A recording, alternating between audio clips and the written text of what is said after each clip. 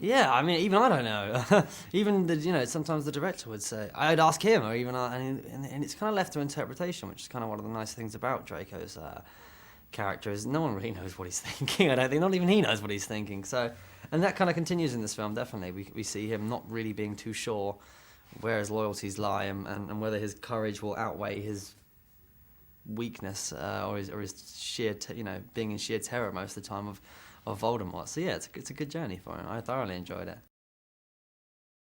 I don't know. It's 19 years later. It's like, well, I wonder what happened in those 19 years for him. What sort of stuff did he get up to? I have not a clue. I really don't. But it's something that I'd like to chew the ear off of Jo Rowling one day and ask her. But I'm not sure. Probably evil ways, because you'll notice that he aged quite severely, and I think that's a message to kids to say crime doesn't pay. Possibly.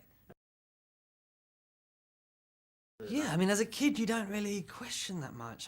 I certainly didn't. You just got on with it. And we had no idea, obviously, that we were going to be here 10 years on. It was just another film, or a film. It wasn't this massive, important thing that it kind of is led to today. So it was a lot of fun. One of the first things we did was a night shoot, getting on the Hogwarts Express. You put 50 kids out at 2 in the morning on a platform and run around a train. They're going to be pretty excited. So yeah, morale was good on set, if I recall, on the first night, definitely. Yeah, I mean, I hope that obviously, I'm the first to say that it's the stories that have really kept the flame going. Really, that's the sort of burning light of the meat of the story, if you will. And it's kind of the fans that they're the ones who have been fueling it and keeping the whole thing going.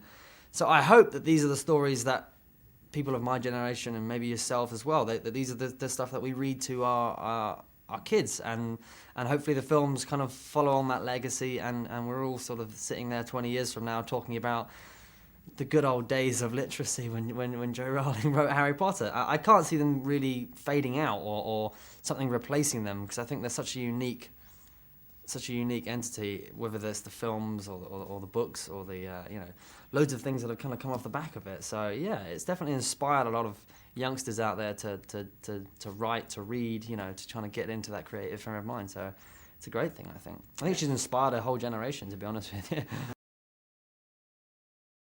There's some millions of them, and there's very few that I can really ever remember well. I mean, off the top of my head, we mentioned this getting on the train at platform 9 3/4. I vividly remember being 2 in the morning, and after the excitement of being there, the lull of 11-year-olds being tired settled in, and the first assistant director thought it would be apt to give everyone hot chocolate, which was great. We all loved that, and just to give the story a little kick, one of the guys who I was working with was crushing the empty cups with his foot, just to sort of do things that 12-year-olds do. And I put my cup down, and obviously he's trampled on it, and it's full of hot chocolate, which has gone nearly all over all the cast. So hot chocolate was banned on day 1 on the Harry Potter set, thanks to that guy. But I found it remarkably funny, to be honest with you. I can't see myself playing any other character, to be honest with you, especially with the fact that the rest of the guys they found were so good.